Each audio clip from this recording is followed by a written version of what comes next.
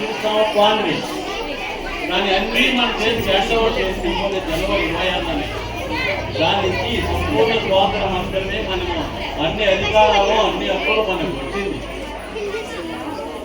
ఈ సంపూర్ణ స్వాతంత్ర దినోత్సవాన్ని ముందుగా మనం ఇప్పుడు ఏం చెప్తా ఉన్నారంటే మన రాజాజీ మనోహర్ పుట్టిన last governor general of India ప్రపంచం లోపలే తీసుకుంటే ఆయన పేరు పోతుండాలి.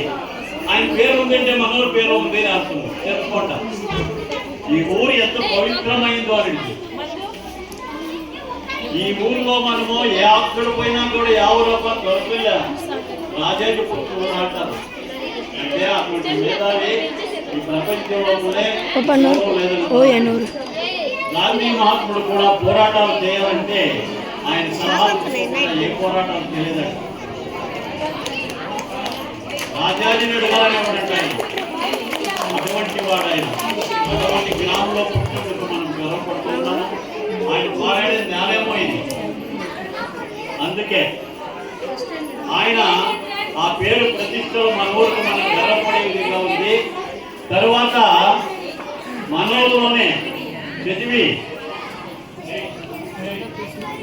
హై స్కూల్లో చదివి కాలేజీలో చదివి నరసింహాచారంలోని హై స్కూల్ హెడ్ మాస్టర్ తెలియగా ఉండి వసూలుగా ఉండి అక్కడి నుంచి సీఓగా ప్రమోషన్లో పోయినాయి.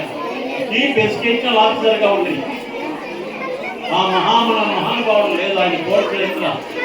ఆ మహానుభావుడు ఒకరు నిజంగానే చెప్పాలంటే మంచి పేరు ప్రఖ్యాతలు పెట్టించిన ఆయన.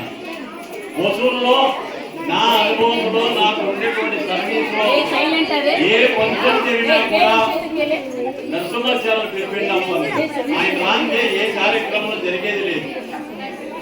నన్ను నువ్వు ఎవరో త్వరపేరు కదా నువ్వు ఏమయ్యా నరసింహాచార్యులు కూడా నువ్వు రాజాజీ కూడా మీరు నేను గర్వపడుతున్నాను. తర్వాత ఈ కొంత అంత పేరు మనకు తీసుకొస్తామని దేవుడు అంటే మనం మంచి అంటారే చెప్పాలంటే అనేక చెప్పాడు అప్పుడే డిసిప్లైన్ ముఖ్యమని క్రమశిక్షణ. ఏమన్నా ఒక పని పట్టుకుంటే ఆ పని సాధించే వరకు మనము వెనకాడకూడదు. సరే కాలేజీ తినపై అడనపోయి అనకూడదు. కట్టుబడి సాధించాలి. అట్లా సాధించినాడు ఆయన. సాధించిపోతూ భారతదేశంలోనే తాను ఒక్కడుగా సెలెక్ట్ అయిపోయినాడు. నిన్న ఆయన ఫోటో కూడా చూస్తే అమెరికాలో ఉంటాయి, ఇంకోటి స్విట్జర్లాండ్ లో ఉంటాయి. చూస్తా మనకి ఎంత పేరు ఎవరైనా